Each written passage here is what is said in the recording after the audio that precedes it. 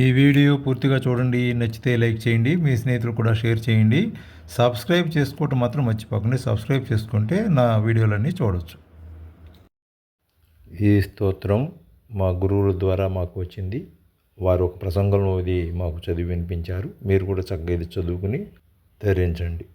ఒకప్పుడు దేవగురువు బృహస్పతి శుక్రాచార్యుడి మీద అసూయ చెంది 5 ముఖాలతో 10 చేతులతో ఉన్న పరమేశ్వరుని స్తోత్రం చేశారు. ఆ స్తోత్రం ఇది చాలా మహిమ కలిగినది.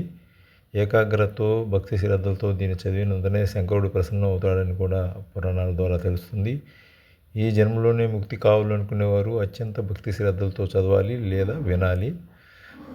ఎవరు ఏ కోరికతో ఇది చదువుకుంటే వారి కోరికలన్నీ తప్పకుండా నెరవేరుతాయని నిత్యం శివారాధన చేస్తూ తల్లిదండ్రులు, పెద్దలు, గురువులను, గురువుగారి తరపున బంధువులను, పౌరాణికులను, ఆధ్యాత్మికులను, లౌకిక విద్య, వైదిక విద్య, ఆత్మ విద్యను బోధించే గురువులను గౌరవించి శ్రద్ధతో నమస్కరించాల్సి ఉంటుంది. మనకు కలిగిన దానిలోనే దాన ధర్మాలు చేస్తూ చక్కగా భార్యాపిల్లలను చక్కగా చూస్తూ సమాజంలో మంచి గౌరవం పొందాలి. తూర్పుకు తిరిగి భోజనం చేయటం వలన జ్ఞాపక శక్తి పెరుగుతుంది. నిరాశ నిస్పృహలకు దూరంగా ఉంటారు. చక్కగా పెద్దలు చెప్పినట్లు ఆచరించి తరించుదాం. శివాయ నటేశ్వరాయ నమః శివాయ నటేశ్వరాయ.